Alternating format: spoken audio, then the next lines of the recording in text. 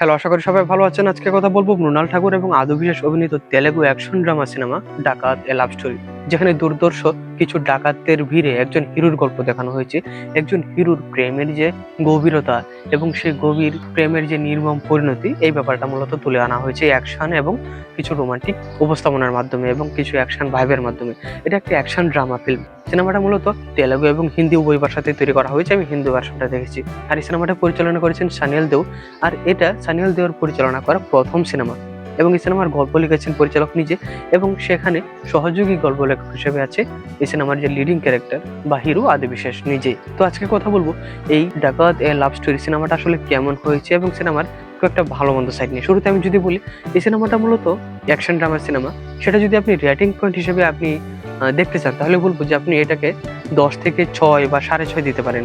এই সিনেমাতে কিন্তু কোনো ডিপ মেসেজ নাই, কিন্তু ভালো উপস্থাপনা আছে। যেমন এখানে যারা রয়েছে, এই ডাকাত সিনেমার নামটা কিন্তু ডাকাত হলেও এখানে জাস্ট সিনেমার যে হিরো বা লিডিং ক্যারেক্টার আদি বিশেষ, তাকে আমরা ডাকাত হিসেবে দেখতে পাচ্ছি এরকম না।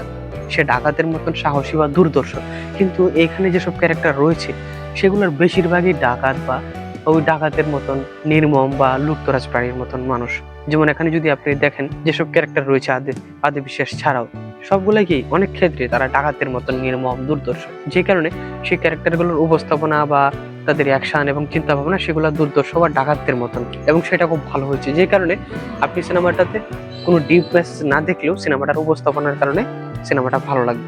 এ হচ্ছে আমার কথা। আর সিনেমাটার ভালো মন্দ সাইড নিয়ে যদি আপনার সাথে আমি শেয়ার করি, তাহলে বলবো সিনেমাটা একটা ভালো প্লটের উপরে তৈরি করা সিনেমা, যেখানে মূলত দেখানো হয়েছে যে একজন নিম্নবিত্ত ফ্যামিলির ছেলে, সে একজন মধ্যবিত্ত বা উচ্চবিত্ত বলা যায়। এখানে সে কতটুকু মধ্যবিত্ত ফ্যামিলির মেয়ে মৃণাল ঠাকুর সেটাও তো বিস্তারিত দেখা নাই, তবে দেখানো হয়েছে যে মৃণাল ঠাকুর ওই আদি বিশ্বাসের চাইতে আরো অর্থনৈতিকভাবে সচ্ছল বা প্রভাবশালী ফ্যামিলির লোক। তো সেই ফ্যামিলির মেয়ের সাথে, অর্থাৎ মৃণাল ঠাকুরের সাথে একজন নিম্নবিত্ত ফ্যামিলির ছেলে আদি বিশ্বাসের যে প্রেম, সেই প্রেমটা পরবর্তীতে গভীর হতে গিয়ে উল্টো কিরকম নির্মম পরিস্থিতির মধ্যে পড়ে এবং সেটার কারণে তাদের মধ্যে কিভাবে বিচ্ছেদ ঘটে এবং সেটা আবার কিভাবে তাদেরকে আবার একসাথে করে দেয় এবং একজনের প্রেমে আরেকজন কিভাবে উদার হয়ে যায়, উতলা হয়ে যায়, এই ব্যাপারটার উপরে বেশ করে তৈরি করা হয়েছে। এবং এখানে মূলত এই একজনের প্রেমে আরেকজন নিবেদন হওয়া বা নিজেকে স্যাক্রিফাইস করে দেওয়া প্রয়োজনে, এমনকি প্রয়োজনে নিজের যদি অঙ্গ প্রত্যঙ্গ দেওয়া লাগে সেটা পর্যন্ত স্যাক্রিফাইস করে দিয়ে দেওয়ার মতন উদারতা বা মন মানসিকতা সম্পন্ন যে রোমান্টিক প্রেম, সেসব ক্যারেক্টার নিয়ে এই প্রেমটা হচ্ছে উপস্থাপনা করা হয়েছে। আর এর মধ্যে তো অবশ্যই আরো ক্যারেক্টার রয়েছে। আর এছাড়া যারা রয়েছে, যেমন অনুরাগ কাশ্যপ রয়েছে এবং প্রকাশ রাজ রয়েছে এবং সুনীল রয়েছে। তো আমি এই ক্যারেক্টার গুলো যদি বলি, তাহলে দেখতে পাবো যে আদি বিশ্বাস একজন রোমান্টিক প্রেমিক ছিল। সে একটা ঘটনার এক পর্যায়ে তাদের প্রেমে বিচ্ছেদ হয় এবং সে জেলে থাকে এবং সে জেল থেকে বের হয়ে প্রেমের প্রতিশোধ নিতে চায়, কিন্তু সেটা সে করতে এসে বরং সে আবার নতুন করে মৃণাল ঠাকুরের প্রেমে পড়ে এবং মৃণাল ঠাকুরের জন্য সে জীবনে কতটুকু স্যাক্রিফাইস করতে পারে এটার একটা উদাহরণ। আবার মৃণাল ঠাকুর সেও সত্যিকারের ভালোবাসে, কিন্তু সে পরিস্থিতির কারণে বা ফ্যামিলির বিভিন্ন সাইডের কারণে, বিভিন্ন চাপের কারণে সেও কিভাবে যে প্রেমটাকে এড়িয়ে গিয়ে ফ্যামিলির ব্যাপারটা বেশি বিবেচনা করে এবং তার প্রেমকে স্যাক্রিফাইস করে দেয়, এই ব্যাপারটা উপস্থাপন করা হয়েছে। এবং সে যখন আবার পুরানা প্রেমিককে পায় বিশেষত প্রয়োজনের সময়, তখনও সে কিরকম উদারতা দেখাতে পারে, এই ব্যাপারটার উপরে তৈরি করা এই দুইটা ক্যারেক্টার।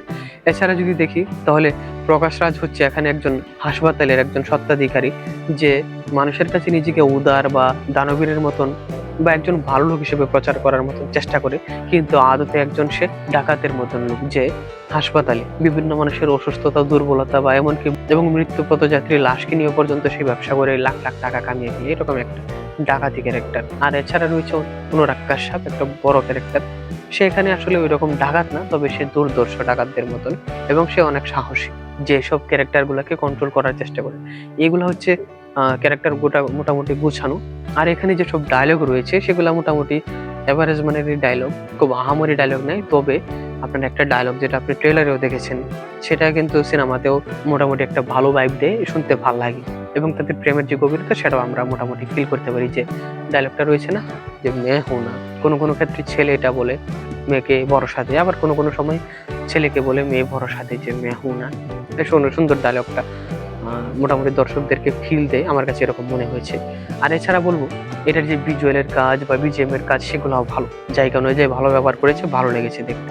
আর আমার কাছে মনে হয় পরিচালক এটার মাধ্যমে আসলে আমাদেরকে দেখাতে চেয়েছেন যে প্রেমে যদি অতি দেওয়া না হয়ে যায় কেউ, তাহলে সেই প্রেমটা অনেক ক্ষেত্রে নির্মমতার মধ্যে আপনাকে ফেলে দিতে পারে এবং সেটা আপনার মধ্যে হিংস্রতা জাগিয়ে তুলতে পারে, যে কারণে সেটা আপনাকে তো মারবেই, সাথে সাথে আপনার সাথে যারা জড়িত তাদেরকেও মেরে দিবে এবং তাদের ফ্যামিলিতেও দুর্দশা ডেকে আনবে। তাই এগুলো কন্ট্রোল করা উচিত, ইমোশনকে কন্ট্রোল করা উচিত। কারণ আপনি তো আর যে সিনেমার ক্যারেক্টার অনুযায়ী আর কি, আপনি তো আর পোলাপান না, মোটামুটি 25 লোকজন।